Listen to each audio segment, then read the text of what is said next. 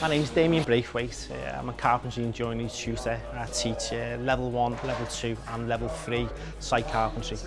Over 25 years experience, worked for Liverpool City Council for 13 years, moved on then to become a charge hand at certain other companies, and then decided to wanted to come into teaching. Skills required will be basic hand skills, set to certain criteria, millimetres, talking about little maths, English skills, ratios. Key skills you learn will basically be, if it's level 2, you'll be fitting doors, locks, kitchens, stairs, flooring and roofing. So once the students have finished the course, they can go straight and start earning money. Obviously it's a simulated environment.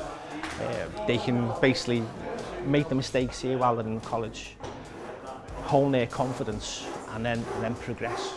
Manchester College, I've worked there 13 years now, and it's one of the best colleges in the Northwest. The teachers that we've got here can cover nearly every topic that you want really. I enjoy teaching adult learners because they already come in focused. They already have an idea of what they want to do and what they want to achieve, and we're just the tools that will help them progress.